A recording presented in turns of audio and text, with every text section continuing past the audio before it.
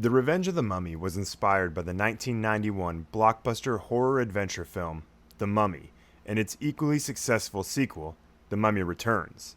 The first true roller coaster at both Universal Studios Florida and Hollywood, Revenge of the Mummy opened at Universal Studios Florida May 21, 2004, Universal Studios Hollywood June 25, 2004, and Universal Studios Singapore on March 18, 2010.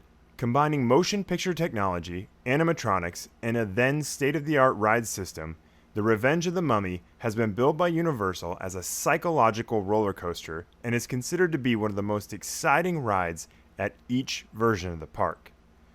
Playing on several different kinds of fears, such as the fear of the dark and insects, Revenge of the Mummy is more than just an average dark ride.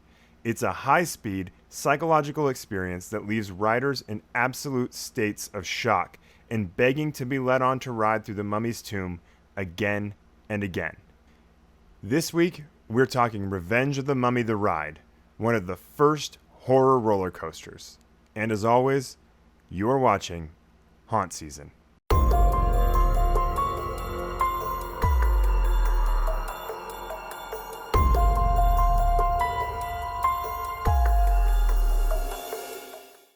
In 1991, after an incredibly rough opening year, Universal Studios Florida started to find some mild success with its Ride the Movie type attractions, and by the mid-90s had established itself as a must-see for theme park enthusiasts. But even with that success, one thing was clear. Universal could not figure out how to stop playing second fiddle to a little theme park down the road called Disney World. Although Universal was going toe-to-toe with Disney in terms of attractions and innovations, they couldn't compete with Disney's appeal and attendance.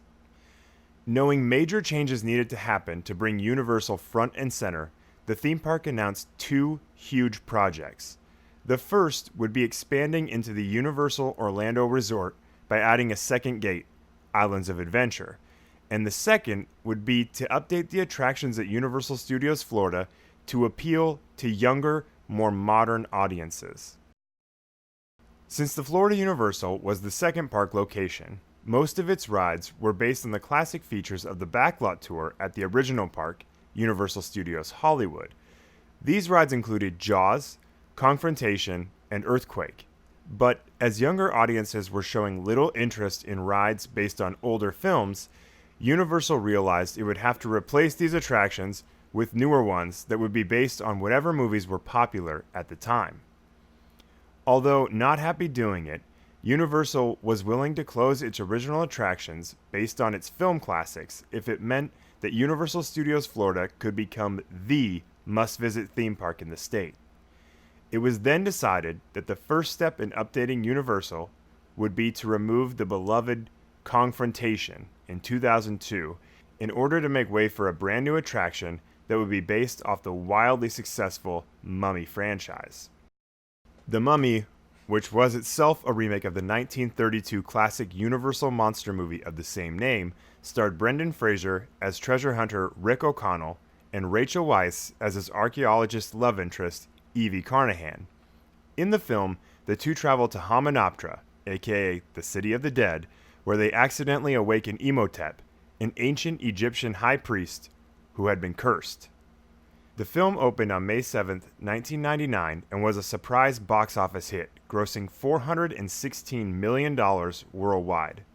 This success led to a sequel, The Mummy Returns, which was released on May 4, 2001 and was also a box office success, grossing even more than its predecessor at $446 million worldwide. And with both films combining to make nearly $1 billion worldwide, coupled with the fact that a spin-off movie, The Scorpion King, was set to be released in 2002, it was decided that the Mummy franchise would be the exact thing Universal needed to rejuvenate its new lineup of theme park attractions. Wanting to make sure this new ride would be done correctly, Universal Creative under John Murdy reached out to the film's director, Stephen Sommers, to collaborate on development. The idea was simple enough. The new Mummy ride needed to be different than anything else in the park. Fast, thrilling, and an attraction that Disney certainly did not have.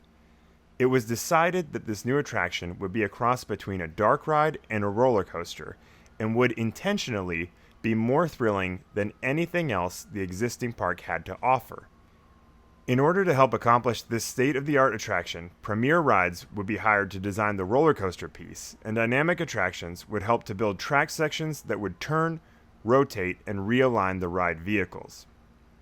The ride vehicles themselves would consist of 16 passenger vehicles split into two sections, which would be propelled forward by linear induction motors, in one section reaching speeds of up to 45 miles per hour in 1.5 seconds. In the dark ride portion, these LIMs would enable different speeds and, in a different part of the ride, actually cause the vehicles to go in reverse. The ride would also feature animatronics, with that of Imhotep at the beginning of the ride being one of the most impressive ever created at the time. This animatronic stands at 6 feet 8 inches tall, weighs 680 pounds, and can perform over 80 lifelike motions. Also included in the ride were a number of special effects such as strobing lights, fog, projections, and a fire effect known as Brain Fire, which was taken from the Backdraft attraction at Universal Studios Hollywood. With a price tag of nearly $40 million, Revenge of the Mummy would officially open at Universal Studios Florida on May 21, 2004. But this wouldn't be the only version of the ride, as a year earlier it had been announced that Universal Studios Hollywood, in the process of its own rebranding from movie studio to theme park, would also be getting its own unique version of the attraction. Much like the Florida park, Universal Hollywood made the decision to phase out its attractions based on older movies and update them with things that younger audiences would find more appealing. Because of this, it was decided that Hollywood's Revenge of the Mummy would be placed inside the largest structure the park had at that time, the show building for the E.T. adventure. E.T. would officially close on March 14, 2003, and Mummy construction would take place over the next 16 months. The Hollywood version, which had to be built in a much smaller building, features some major differences to the Florida ride. These include a different overall story, a different track layout, and a different finale. With the same price tag of $40 million, Revenge of the Mummy Hollywood would open on June 25, 2004. Because of the massive success of both US versions of the Revenge of the Mummy, it was decided that the ride would also be constructed at Universal Singapore. The Singapore version really is the definitive version of the attraction, boasting updated animatronics, show and ride mechanics, and its own dedicated Ancient Egypt section in the park. With a price tag equaling $20 million, the Revenge of the Mummy would officially open at Universal Studios Singapore on March 18, 2010. The rides instantly became a hit with guests at each of the parks and would go on to help drive significant increases in attendance levels. It would also be responsible for a shift in the way Universal Creative decided on attractions going forward, paving the way for rides such as Transformers and Harry Potter's The Forbidden Journey, Escape from Gringotts, and Hagrid's Motorbike Adventure.